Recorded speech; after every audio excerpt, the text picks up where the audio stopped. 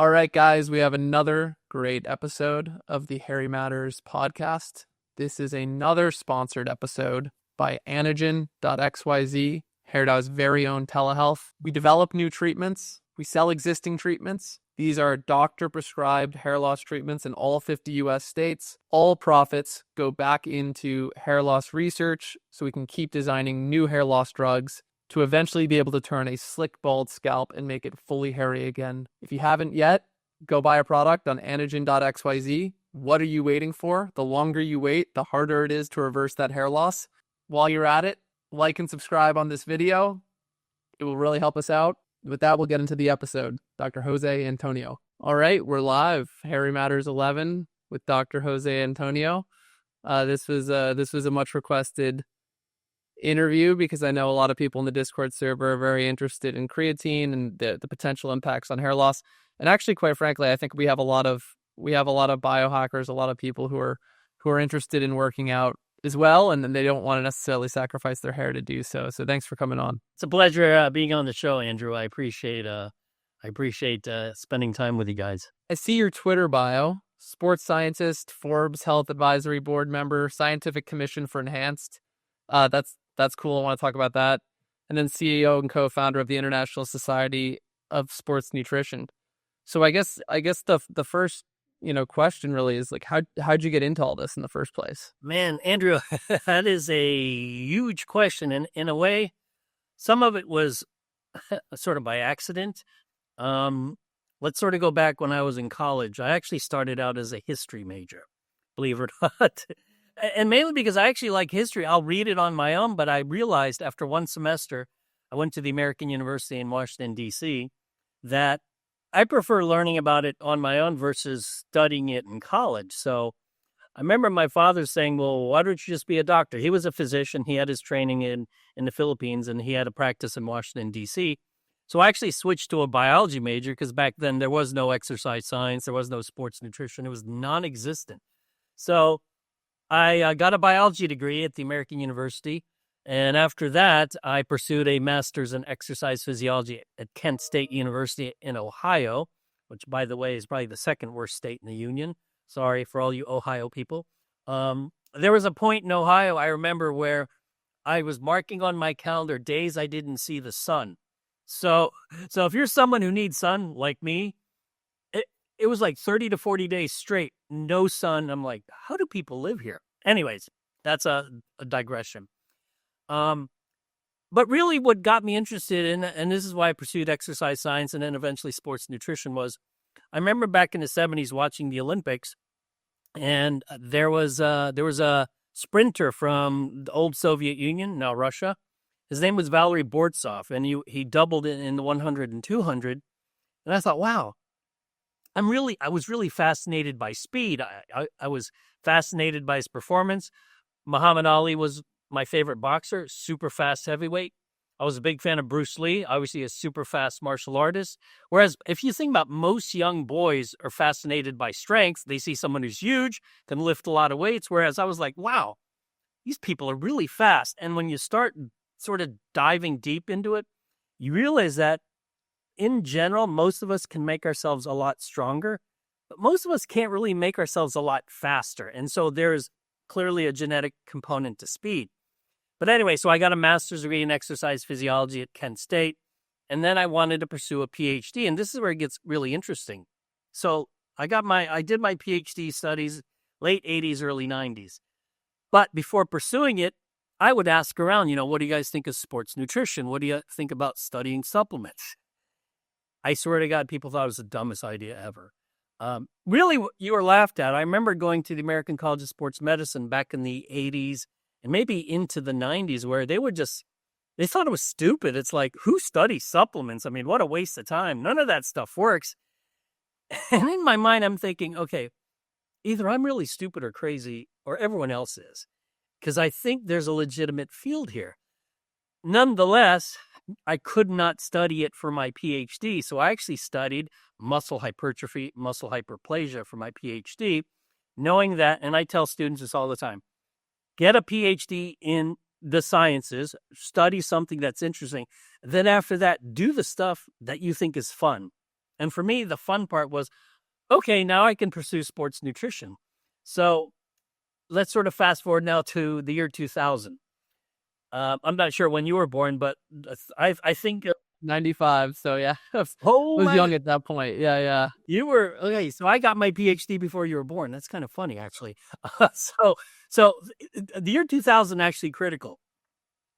Before the year 2000, there were no, in fact, little to no college courses in sports nutrition at all in the United States. Like you'd be lucky to find one. From 2000 to current year, I think every major university has a sports nutrition course. In fact, at my university, at Nova Southeastern University in South Florida, we have multiple courses in sports nutrition. So from really over the span of 2 decades, it went from, oh, that's a stupid field, no one studies it, to, holy crap, this is the coolest field ever. Let's all study it. So now multiple students at multiple universities, not just in the United States, but all over the world, they are studying sports nutrition. And I think, in large part, it has to do with the growth of the ISSN, us promoting it as a legitimate field of inquiry. And to be honest, we got a lot of flack for it. I mean, when we sort of came up with this idea, a decade and a half ago, people were like, why? You guys that's kind of crazy. There's nothing there. And to be honest, I didn't want to start an organization. I didn't want to start ISSN. I mean, I was doing great, had a great life. It's like, do I really want the headache of starting an academic nonprofit?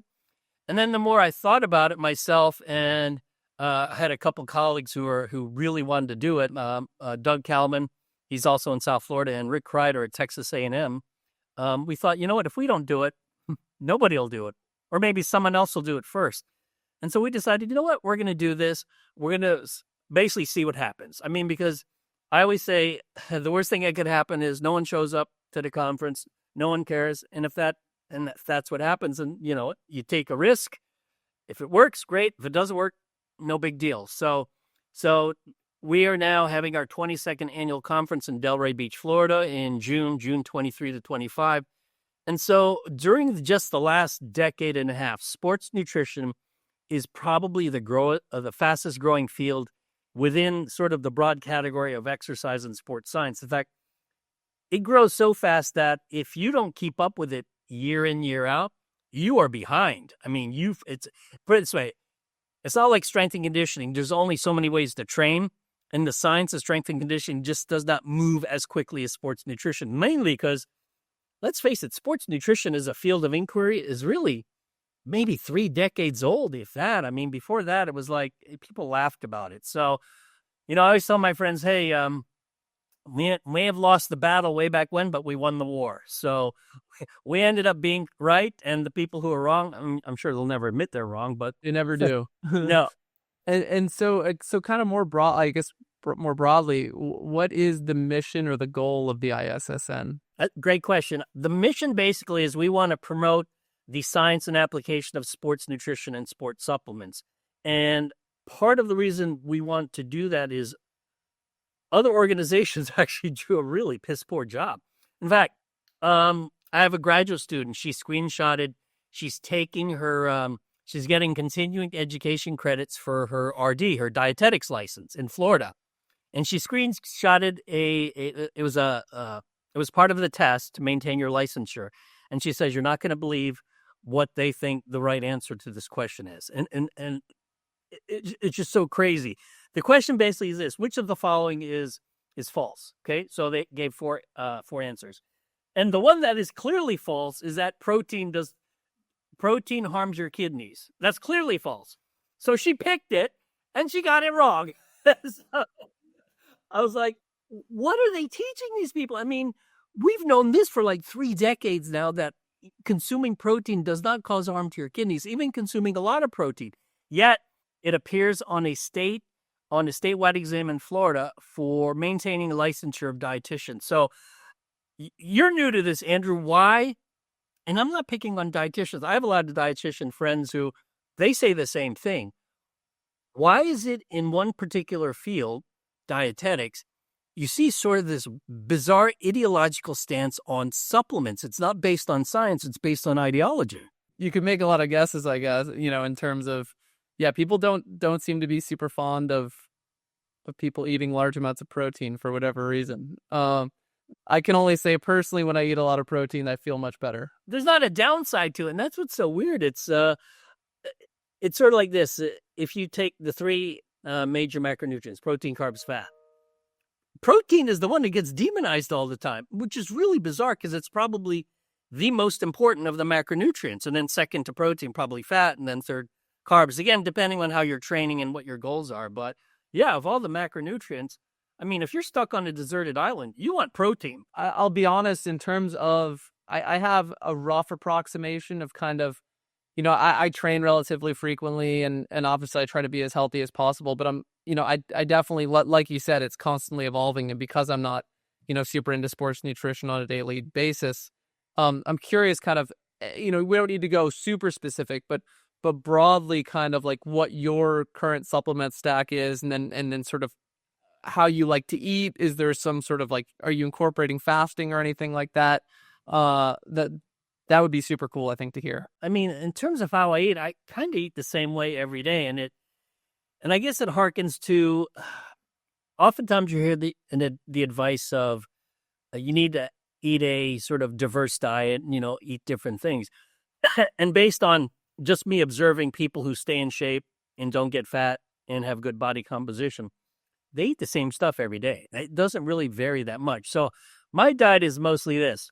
I usually work out in the morning, and most of my training, is I do a lot of paddling. I do stand-up paddling. I do outrigger canoe paddling.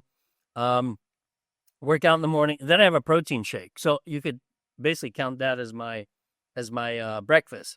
And then I eat mostly rice, meat, and vegetables. Mm-hmm. Sounds boring, huh, Andrew?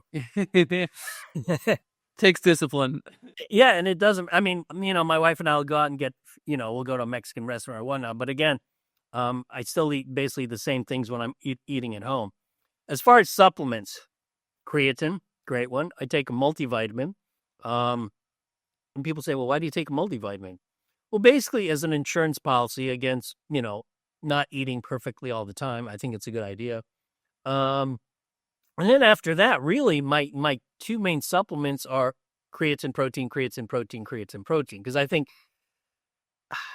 let me backtrack a little. The thing that will move the dial more than anything is training. If you're not training well, all the other stuff is minor. So to me, as long as training is dialed in, the protein and the creatine, I think, I call it the icing on the cake. So when people ask me, what supplements they should take, my first response is usually, well, how's your training? What are you training for? Do you have a goal? And for the average person, in South Florida, their idea of working out is, walking 3 times a week with their dog. I'm like, you know what? Just don't eat a lot of junk and take a multivitamin.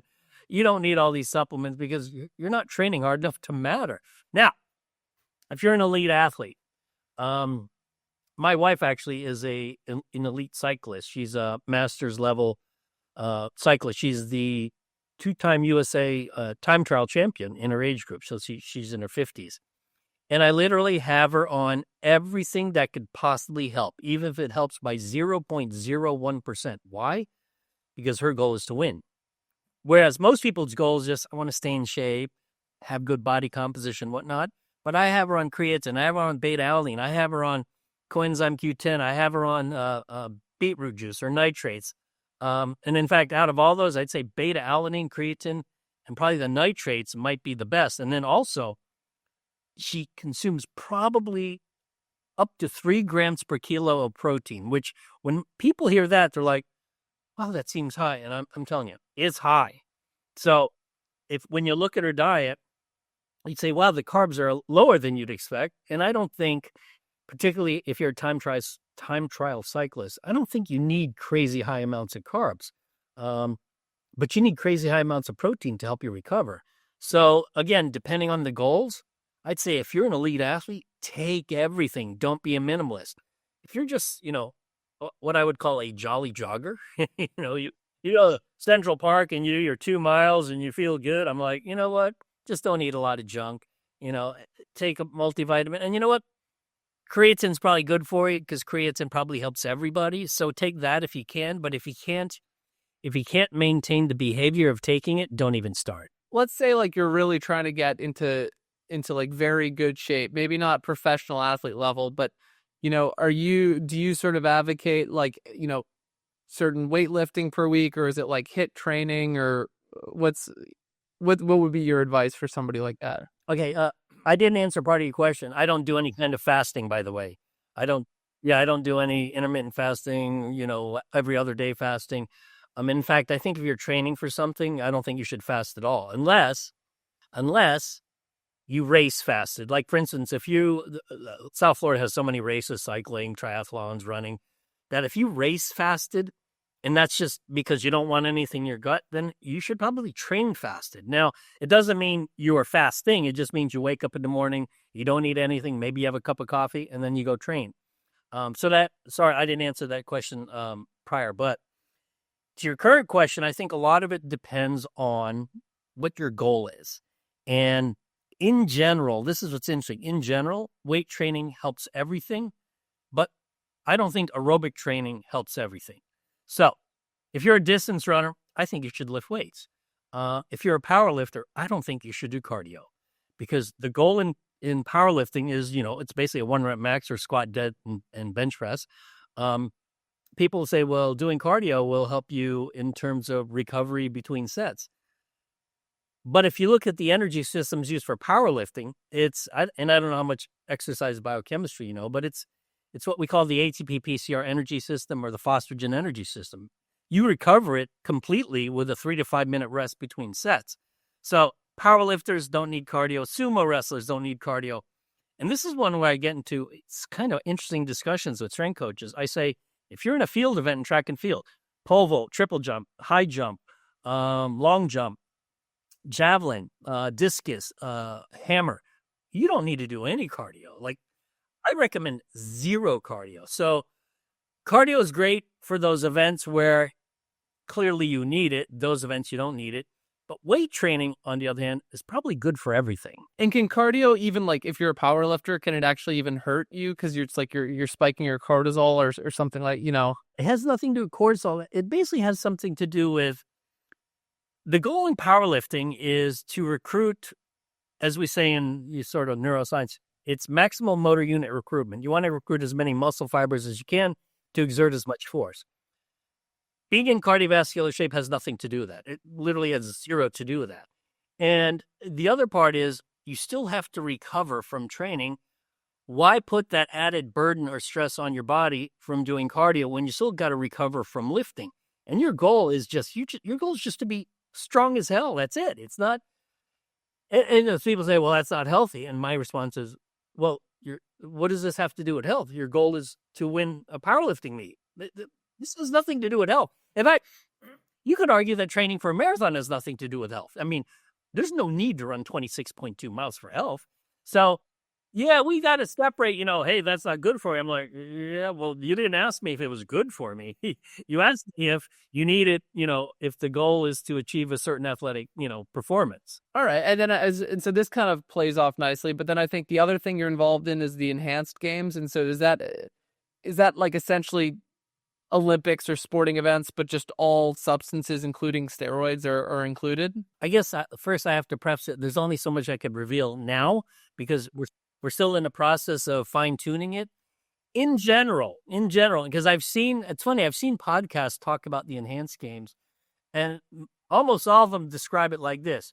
It's anything goes. You can take whatever you want, and, it's better, faster, stronger, when in fact, it's actually not even like that. And that's what's strange. People are like, wait, so anything doesn't go? And the answer is like, actually, yeah, anything doesn't go. And in fact, as a scientist, to me, the cool part of this, if they pull it off, because obviously there's a lot of logistical issues. First, you got to get athletes who are willing to say, hey, I'm on these drugs.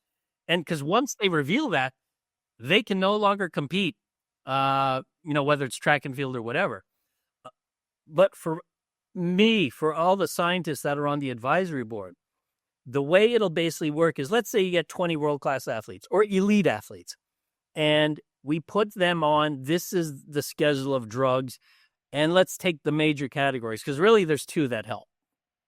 Anything related to testosterone, so anabolic steroids, and EPO, erythropoietin, which is which might actually be the best performance-enhancing drug of all of them because it increases red cell count, et cetera, et cetera. And we are trying, and we're actually using, treating this like a scientific study where we get institutional review board approval. Athletes sign a consent form to take drug X, Y, and Z. We monitor them medically and scientifically, and we follow them over the course of weeks and months so that now, for the first time in history, let's say, and I'm just making up numbers theoretical, let's say we have 50 athletes where we have data showing that if you take this over the course of weeks and months, this is what happens to their performance. And these are the things related to, any health outcomes or any adverse events. We'll monitor that because at this point, everyone's kind of guessing based on, well, we talked to a coach who deals with athletes who uses, PEDs, and this is what we found, and this is what their physician found. But there's no currently systematic way that it's been measured, whereas this literally could be the very first systematic way of studying, elite athletes on, these performance enhancing, supplements or drugs. I mean, and that's the cool part. Now, people say, well, do you think any of these people will break records? And let's take track and field because that's the most competitive of all sports. And oddly enough, my answer is usually this. Well, the ones who are competing at the highest level are already on drugs. You just don't know it and they don't get caught. And again, that's me being, people say, well, that's cynical. I'm like, I don't know if I'm being cynical or I'm making a realistic guess based on what I've seen in the past. So people say, well, if they're already enhanced, then what's the point of the enhanced games? And really the point is it's out in the open now. The audience can say, oh, so that's what that person's taking. And I think people in general want to know how well humans perform, regardless of whether they're on any performance-enhancing drugs. It's kind of like, God, I wonder how fast people could really run or how much weight they really could lift. So I think it's interesting. I think it removes some of the hypocrisy that you see in high-end athletics where, you see some of these performances and you're like, okay, come on. They had to be taking something. And on a personal level, I don't give a shit whether you take something.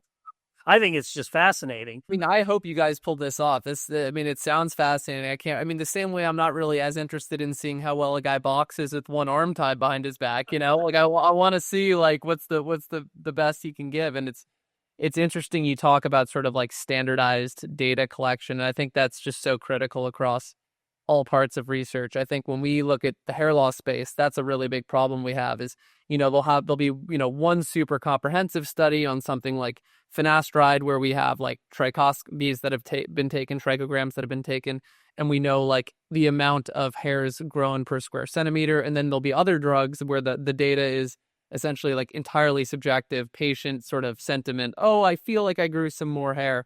And it's like, it's a total apples to oranges comparison. Like, how do you really weigh the two? How do you really understand, the relative impact they have, which I think is super important. Right. Maybe as we segue then, because we were talking a bit about anabolic steroids, and I was reading your article. You have common questions, or the publication you had, common questions and misconceptions about creatine supplementation. Maybe we could get a bit into that because, I'm personally on 5 milligrams a day of creatine. And as we talk about anabolic steroids, I know a ton of people who are like, you're on steroids? I was like, no, they literally equate creatine and steroids as being the same thing. And so it could be cool to sort of just talk about some of the misconceptions that people have, how you debunk them. And then we can get into the spicy topic that a lot of our listeners care about, which is the relationship between creatine and hair loss or not.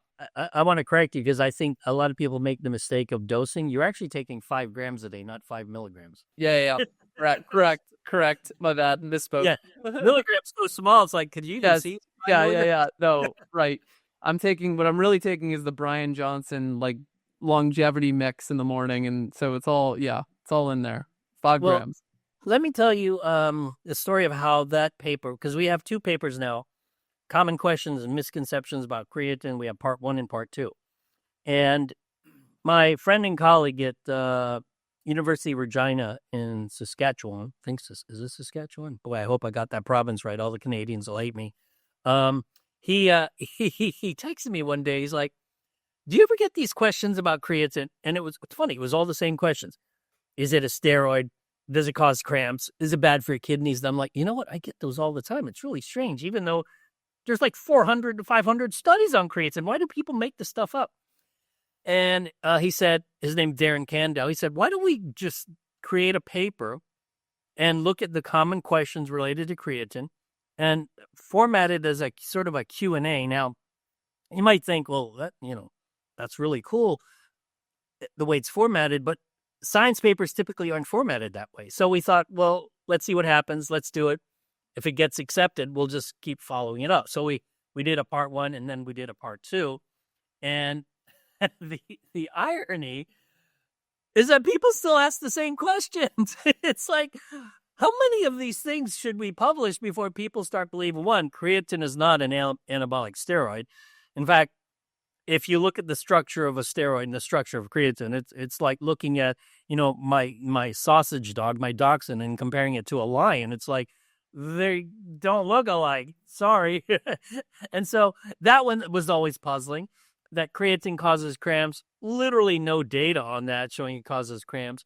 Creatine's bad for your kidneys. I'm like, where does this come from? It's just the weirdest thing. And just so much, to put it this way, outside of caffeine, there's more data on creatine than any other supplement. Also, there's more data on creatine than any other food. So people are like, whoa, supplements, you don't need it. You should just eat food. I'm like, there's more data on creatine than there is food. Pick any food. How about put all foods together? There's still more data on creatine. Yet, it's the one category in supplements that gets the most heat. And it's just the most bizarre thing. In fact, mainstream press oftentimes gets it wrong. I remember if you go, and I hope they pull this down, if you go to Harvard Newsletter or the Mayo Clinic website, they post a lot of just stupid stuff on creatine. And so we published those 2 papers hoping to clear up some of the confusion. But it seems like there are just people who want to believe it. And so this segued into, well, one of the questions was, did it cause hair loss? And so this will segue into that study that we collaborated with a group in Iran. The initial impetus for that was an old study in rugby players showing that creatine increased DHT. And for people who follow hair loss, they're like, well, if DHT goes up, then you might lose hair. But if you look at the data closely, you look at the actual levels of DHT, it's like, wait a minute, it's still within normal levels of DHT. So it's sort of like this. Let's say your cholesterol went from 180 to 182. It's like, okay, well, it went up, but it's still within normal levels. So for whatever reason, that paper really got everyone's attention. Like, well, maybe it does cause hair loss. So I always say, well, what's the obvious study to do? Well, the obvious study to do, which would be difficult to do, is just measure hair, And so this is really an idea from Scott Forbes. He's at Brandon University, another Canadian. Grant Tinsley, he's over at Texas Tech in Lubbock.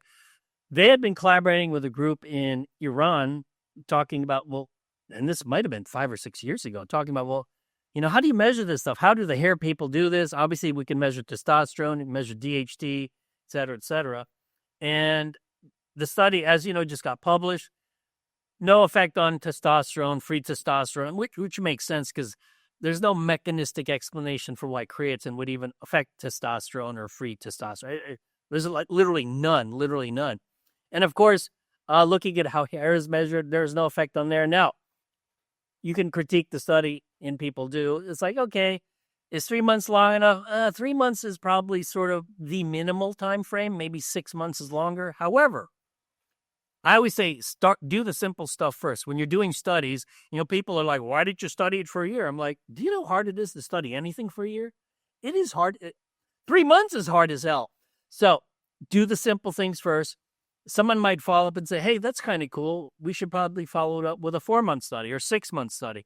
And that's how, that's how science progresses. You don't do the most complicated things first. You do the simple things first just to see if something's there. Now, you could still argue, well, what if you do it for a year?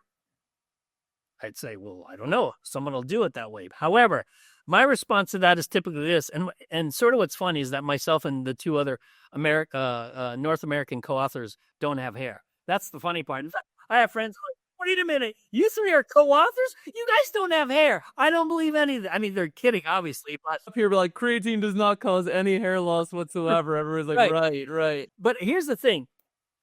To me, sort of the other way to look at this is, what are the populations that consume the most creatine, and probably from fish?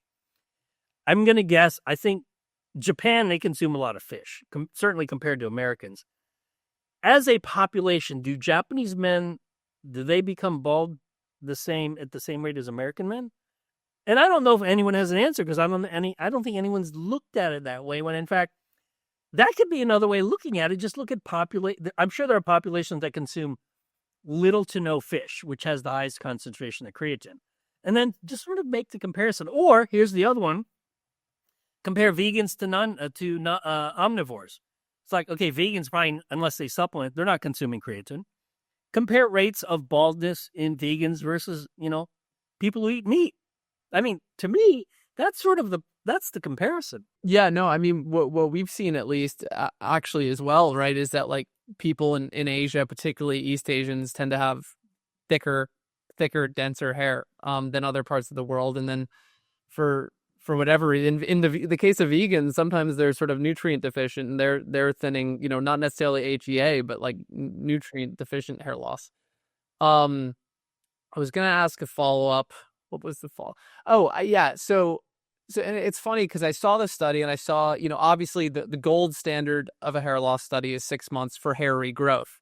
But it's actually interesting because in this case, we're studying, does it cause hair loss? And in many cases, like, for example, like the shed on finasteride would happen in the first 3 months.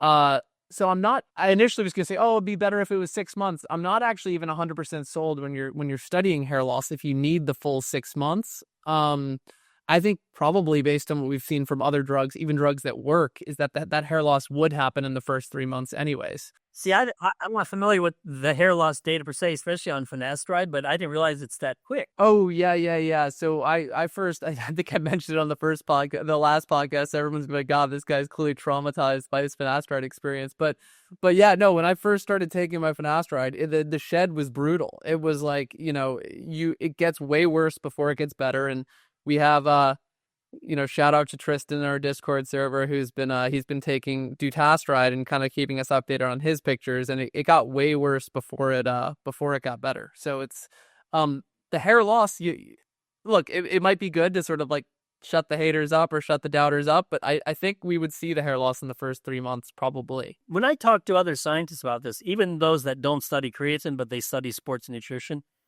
none of us can come up with a mechanism that it would promote hair loss. It's like, when you look at the biochemistry of creatine, I can't come, and it's not DHT, obviously. Mm-hmm. I can't come up with a mechanism. It's like, well, if it does that, why would it do it? I mean, it's just really strange that the hair loss piece in creatine is the one that seems to have gotten the most attention, when in fact, it's the one that makes the least amount of sense, at least, scientifically. And the other thing I was just going to say was huge kudos to you guys for using a trichogram and actually like measuring hair count that way, because yeah, it's a lot of, as I mentioned, a lot of the data in hair loss is highly subjective in terms of, come back 3 months later. It's like, well, do you feel like you lost more hair? And people, I don't know, particularly, when they want to be compliant and sort of give you the results you want in their study. Kind of reminds me of, because I have a friend who's into, I guess, cosmetic type data, which I'm not familiar with the literature, but I said, how do they measure like skin wrinkles? Like if you take collagen or whatever,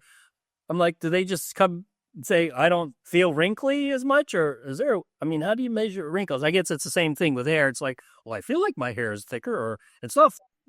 Yeah, and I think now these cameras have been sort of developed and made more accessible as of late. I think we can start expecting to get more of that good high quality data.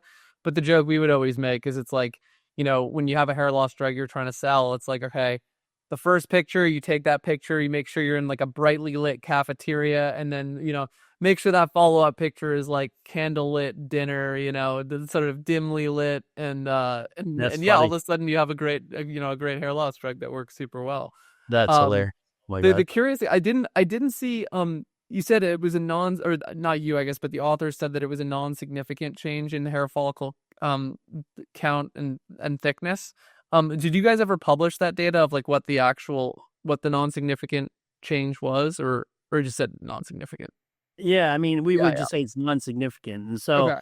As we wrap up here, I guess the two things I kind of wanted to ask you were sort of first, what is the piece of research, and maybe this is creatine, maybe this is, what is the sort of, I guess, contribution you've made to the scientific field of sports nutrition that you're kind of most proud of and you think deserves kind of, or you at least feel the most passionate about and want to talk about a little bit more? that's a good question. I think sort of the bird's eye view, myself and my colleagues, but it would be sort of the growth of sports nutrition as a category, through the ISSN and finding that. However, what I seem to be most known for, and it's not something that I tried to do, was the initial studies on super high protein diets. And I don't know if you're familiar with we did a series of studies going back to 2014 for about 5 years where we had trained people, so they worked out regularly. And our first study, we had them consuming 4.4 grams per kilo of protein, which is 2 grams per pound, which is a hell of a lot of protein. Just to see, it was one of those, let's just see what happens. Because everyone's talking about a lot of protein's bad, this is this. I'm like, why don't we just do it and see what happens? So that study got cited so many times because they consumed a lot of protein. And in fact, we gave them basically buckets of protein powder. Just consume a lot. And what did we find? We found it had zero effect on body composition, even though they were eating up to 800 calories more per day. And people are like, that's BS. How can you eat more calories and not gain weight? I'm like, look, we just measure it. I mean, that's what the data shows. So we followed it up, but instead what we did was we dropped the protein amount to 3.4 grams per kilo, which is still a lot because we had so many dropouts in the first study. But we put everyone on a bodybuilding training program. So we actually controlled their training. And this was probably the most fascinating of the series of studies. We found that once you hit about 1 gram per pound or 2.2 grams per kilo, that seems to be enough to promote gains in lean body mass. However, so they're like, well, why do you need more? Well, it seems like if you eat more protein, you might lose more body fat, which is kind of, it sounds counterintuitive. It's like, wait, the more protein I eat, the more fat you lose. Well, that's what the data shows. I mean, I can only tell you what the data shows. So that was interesting. And then we followed male bodybuilders for 2 years. High protein. They were consuming 3.5 grams per kilo roughly over 2 years. No effect on kidney function, no effect on blood lipids, no effect on the liver. And we were hoping that would put to rest the idea that high protein diets are bad for you. They're not bad for the kidneys, not bad for the liver, not bad for blood lipids. They're really not bad for anything that we could come up with. Now, again, the naysayers. It's like, well, okay, that's 2 years. What about 10 years? I'm like, wait, so the goalposts will keep moving. We'll do it 10 years. Nothing happens. Well, what about 20 years? I'm like, what do you want us to do? Just follow people till they die? I mean, come on. Full life study, yeah. Yeah. So that's what seems to happen in this category. The skeptics of the creatine and hair, it's like, well, you got to do it for 6 months. You got to do it for a year. I'm like, yeah, I think that'd be great. Maybe someone else could do it. Same with the protein stuff I did in the mid teens. It's like, well, can you do it longer? I'm like, you know how hard it is to do these studies? It takes forever. I mean, it takes forever. The 2-year study, imagine following people for 2 years. It's not just 2 years of following them. It's like add another half year to a year to writing it up, publishing it, and whatnot. You're talking a 3-year process to get something out in print. So to me, am I most proud of that? I'm most known for it. What I'm most proud of is probably work most people have never read. And it was my doctoral dissertation where I looked at the generation of new muscle fiber hyperplasia, using a stretch model. So, but unless you're like a muscle physiology nerd, you have no idea that I did that work. And we're talking, I published that in the 1990s when you were still in diapers. Because I need to follow. So muscle hyperplasia using a stretch model, like what What does that Right. even mean? Well, this is what's cool because people have followed it in humans now. For my PhD, we got Japanese quail. There's these tiny birds. They're like, you could hold them with one hand. And I attached the weight to one wing and it stretched the anterior latissimus dorsi. I mean, stretched it a lot. And these muscles grew like crazy. They were 300% bigger than the other muscle on the other side. And muscle fiber number increased. It doubled just the number of muscle fibers. So people are like, wow, that's crazy. But humans can't really do that. I mean, because one, it would be unethical to do it to a human. But two, it shows that muscle fiber number can go up a lot if you really beat the hell out of muscle. Now, they are doing studies now where they incorporate like static stretching, like a prolonged stretch in between sets.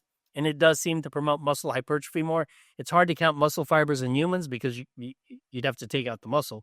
But it does show you that we have a mechanism to increase muscle fiber in humans. It probably doesn't occur in most people unless you're a really serious lifter and you're really trying to induce hypertrophy. And secondary to hypertrophy, maybe getting some hyperplasia. That's a good study. I would be proud of that. I'd be proud of that as well.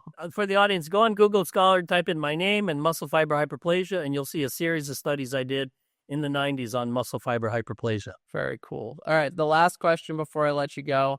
Well, maybe it'll be one hair loss related question before I let you go for the audience. But then the next one at least is, what's your goal or your main focus over the next 5 to 10 years, whether it's from a research perspective, whether it's from sort of continuing to grow the ISSN? Well, for me, as far as research, if it's a fun project and different, I like doing that. I mean, like myself and my team, we've done a series of probably 6 or 7 studies just on energy drinks, looking at the effects on, cognitive function. I'll be doing a study this fall on ashwagandha. I've never done anything on it, so I'm always looking for these sort of different projects to do. And of course, I collaborate with people on creatine and or protein. But that stuff, it's like, okay, there, I did a lot of that in the past. And for the audience, I want you guys to sort of get an idea of how a lot of scientists work. There are scientists who literally study one thing their entire career, whether it's weight training, whether it's just protein. And you know what? I admire that kind of discipline. I can't do that. I don't know how people literally study one thing and they become the expert in that one thing. Whereas for me, I'm like, I think I'll study this for a little bit. Let me try something else. And so when people try to follow what I've done scientifically over the course of decades, you'll notice it's sort of like, I'll study this for about 3 or 4 years, then I go to something else, then I go to something else, mainly because not that I get bored, but I want to try new things. And I don't want to be so pigeonholed that, oh yeah, he's an expert in how you put a 2-inch hammer, a 2-inch nail into a piece of plywood, and no one's better than him. And I'm like, I don't think I want to be like that. I want to at least have working knowledge on a lot of things. People say, well, you're just a jack of all trades, master of none. I'm like, I'm still a jack of all trades. Yeah. So, well, and sometimes a lot of really interesting discoveries can actually be made by not necessarily going as deep into one thing, but perhaps like combining 2 sort of fields of knowledge that just few have traversed. I mean, like I think we're making great progress at HairDAO, and I would say a big part in that is like, we've brought together the worlds of hair loss and the worlds of crypto, and that's like super random industries, but it seems to work for us, at least in our pace of research. Oh, I do want to mention one thing, which has actually got me really excited. Myself and a colleague who works with a lot of MMA fighters, and I forgot I mentioned I collaborate with people on MMA stuff, science stuff. But there's a guy in the department of, I think it's ophthalmology, so an eye doctor dude.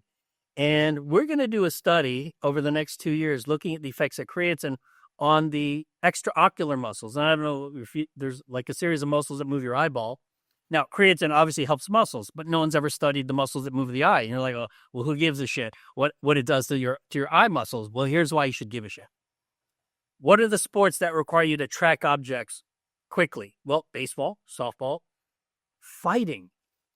When a fist is coming to your face, your eyeball is like, you better move that head or you're going to get knocked out. So eventually, we're going to get to the point where we're going to supplement creatine, hopefully to boxers or mixed martial arts guys.